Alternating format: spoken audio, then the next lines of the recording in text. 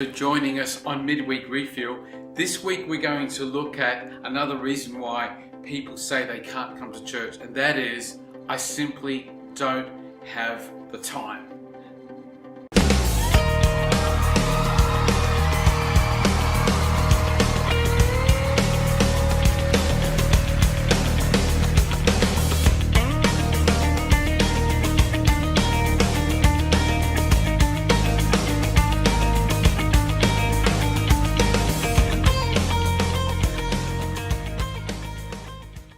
Now here's the truth, we all have the same amount of days, same amount of hours in every week, 168 hours of them. But here's another truth, we all have a unique set of activities to do. Your life is different to everybody else's life, your job, your travel time, the responsibilities that you have, and overlaying that are our priorities, our values, our habits, our disciplines, and this is different for every single person. So how does that play out? Well, 168 hours for me is different to 168 hours for you. When we say, I just don't have the time to go to church, what we're saying is that, somewhere in my 168 hours, I can't fit church in. The Bible is a great source of wisdom. It says in the book of Ephesians, verse 16, make the best use of your time, or redeem the time, because the days are evil. Now that word evil there is a Greek word panoros, which means malignant, or it means literally the days are wasting away. So here's the thought. We are told to make the best use of our time that we can, because the days are literally labouring away for nothing and can be wasted. You ever heard the term spinning your wheels? And that's a term that's often used. I'm not going anywhere, I'm not getting traction, I'm not actually moving. My wheels are just spinning in the mud. I used to work for a big organisation, and sometimes organisations can move very slowly, and you would feel like you were just spinning your wheels. Now there are three stages of life for every man, for every woman. There's the youth stage. Okay, we understand what that is. Then there is the adulthood stage, and then there's older age. All right. What is interesting is that in every one of these stages we have a feeling about time. Okay. First of all, a young person will say, oh, I just don't have the time right now to come to church or to spend time with God. And what they're saying is that I have so many other things that I would rather be doing, or I don't want to put in the self-denial so I can allocate the time that's required to give to God and to give to church. Where you all remember being young, or perhaps you were young right now, can't we waste a lot of time? Can't we spend a lot of time just doing nothing of value? It's just so true. Let's talk about the adulthood stage of life. Now we often give the same excuse. I simply don't want to allocate time to that because I am so busy. I'm busy with the busyness of life. Let's talk about adulthood. This group in between the age of 20 and 60 is actually least likely to make a decision in that time frame and to come to church and to make a commitment. They know this from surveys. 40% of people become Christians in youth, 40% in old age, but only 20% in this stage that we call adulthood. And I think the answer is fairly simple. We get very busy as adults. We are meeting our life partner. We are beginning to forge ahead with our careers and with our families.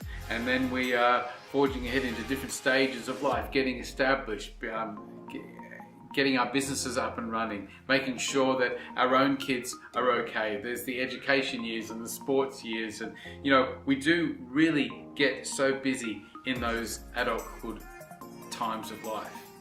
It's in those adulthood years where there are so many pressures, so many responsibilities on us. and so many demands of our time. So it makes a lot of sense why people would say, no, I don't have time for church right now. And then we come to old age. And it's interesting, people in their older age are looking back over their adulthood lives and their youthful lives, and they are often very, very glad to redeem the time or to make the best use of their time, because they often have regrets about how much time they've wasted, or that they've given to things that just, in the grand scheme of things, never really seem to matter. There can be a burden. You know what? I have another 10 years, another 20 years left. I want to make sure that these years count for something, that I can leave a legacy, that I can make sure that my time on earth here has been stamped and I've left some sort of imprint. I've been part of something larger than myself, and I've secured a way for my soul. Well, let's go back to that scripture, Ephesians 5:16. One translation says, redeem the time because the days are evil, or as I said, malignant. Now, redeem means to buy, or it means to buy out.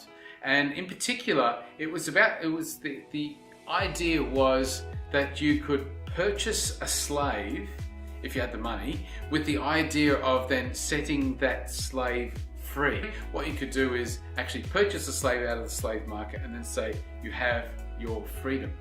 That's the idea of redemption. So in Ephesians 5:16 then, the Bible is saying redeem or buy up for yourself, set something free for you. Redeem your time because the days are evil. And the idea here is that you want to free yourself up from the other things that have entangled you and have kept you from doing what you really ought to be doing.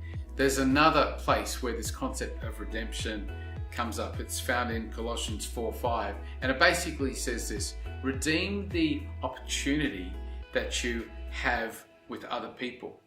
In other words, it's saying make the most of the time that you have with people. Isn't the Bible just so practical? And so here it is. You can free up yourself so that you can be involved in what you want to be involved in, what you really need to be involved in. And also, you can count the time with people as being so, so precious. And all of this, of course, is modeled in Jesus Christ himself.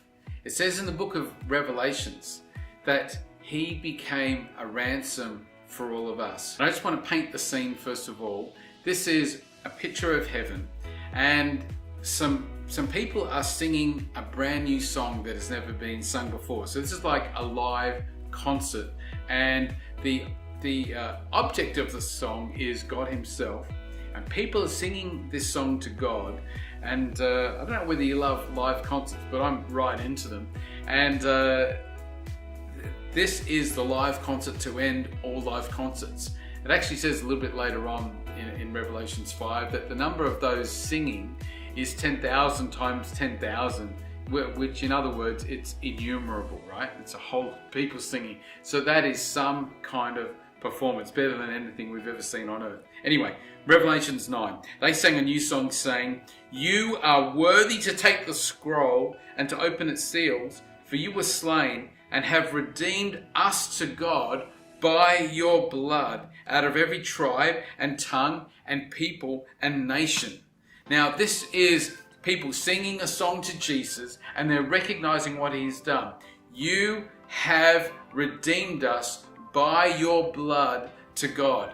And what a beautiful thing Jesus did.